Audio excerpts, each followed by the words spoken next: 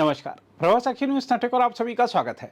प्रधानमंत्री नरेंद्र मोदी के नेतृत्व में सरकार ने मार्च 2026 तक नक्सलवाद मुक्त भारत का लक्ष्य तय किया है। आंकड़े बताते हैं कि पिछले एक दशक में नक्सली हिंसा और माओवादियों के प्रभाव क्षेत्र में भारी गिरावट आई है। सुरक्षा अभियानों के साथ साथ सड़क, स्वास्थ्य, शिक्षा और रोजगार जैसी विकास योजनाओं ने नक्सलवाद की जड़ों को कमजोर किया है। ऐसे निर्णायक समय में विपक्षी गठबंधन इंडी ने उपराष्ट्रपति पद के लिए सुप्रीम कोर्ट के पूर्व न्यायाधीश बी सुदर्शन रेड्डी को उम्मीदवार बनाया है। उनका नाम 2011 के उस फैसले से जुड़ा है जिसमें उन्होंने छत्तीसगढ़ सरकार की सलवा जुडूम पहल को असंवैधानिक घोषित किया था। उस समय इस निर्णय को नक्सल विरोधी अभियान के लिए झटका माना गया था। यहाँ विपक्ष के इस निर्णय से स्वाभाविक रूप से कुछ प्रश्न खड़े होते हैं, जैसे क्या यह कदम नक्सल विरोधी प्रतिबद्धता को कमजोर करने वाला संदेश देता है? क्या इससे अनजाने में ही सही अर्बन नक्सल नैरेटिव को वैधता मिलती है? और क्या यह संकेत है कि विपक्ष राष्ट्रीय सुरक्षा के मुद्दे पर अपेक्षित दृढ़ता नहीं दिखा रहा? देखा जाए तो बहस अब केवल इस पर नहीं रह गई कि कौन उपराष्ट्रपति बनेगा। असली प्रश्न यह है कि क्या संवैधानिक पदों पर आसीन व्यक्तियों से राष्ट्रीय सुरक्षा के प्रति कमजोर रुख की अपेक्षा की जानी चाहिए?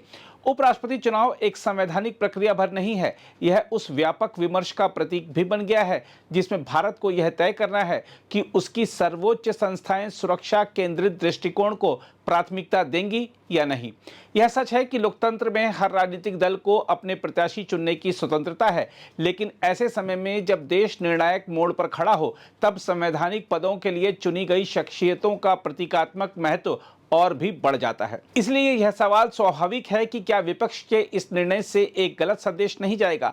क्या विपक्ष के चयनित उम्मीदवार से यह संदेश नहीं जाएगा कि जब सरकार जमीनी स्तर पर नक्सलवाद के खिलाफ अंतिम जंग लड़ रही है, तब विपक्ष ने ऐसे व्यक्ति को सामने रखकर उन ताकतों के प्रति अनजानी सहानुभूति प्रकट कर दी है जिन्हें देश ने बार बार अस्वीकार किया है। हम आपको एक बार फिर बता दें कि सलवा जुडूम छत्तीसगढ़ सरकार की वह पहल थी जिसमें आदिवासी युवाओं को सुरक्षा बलों के साथ खड़ा कर नक्सलियों से लड़ाई लड़ी जा रही थी, लेकिन इस पर सुनियोजित तरीके से मानवाधिकार हनन के आरोप लगाए गए थे और अंततः सर्वोच्च न्यायालय ने इसे अस्वीकार कर दिया था।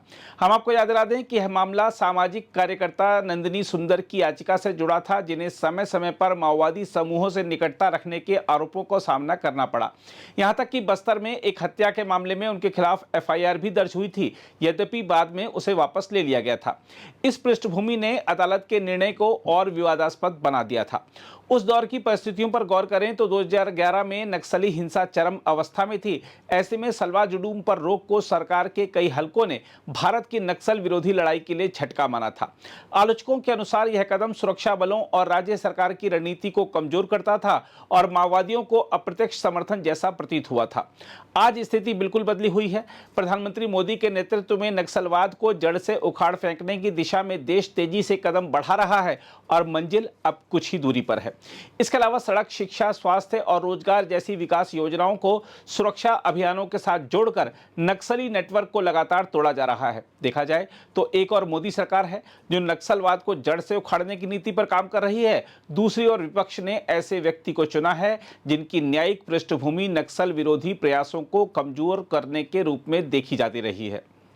बहरहाल देखा जाए तो इस पूरे प्रकरण का मूल निहितार्थ यही है कि भारत के सर्वोच्च संवैधानिक पदों का चयन केवल व्यक्ति विशेष तक सीमित नहीं होता, बल्कि उससे यह संकेत भी मिलता है कि देश किस विचारधारा और किस राष्ट्रीय संकल्प के साथ खड़ा है। अगर आप भी लेना चाहते हैं देश दुनिया की तमाम जानकारी तो आज ही सब्सक्राइब करें हमारे चैनल को। साथ ही नीचे दिए बेल आइकन को जरूर दबाएं ताकि हर अपडेट आप तक पहुंच सके।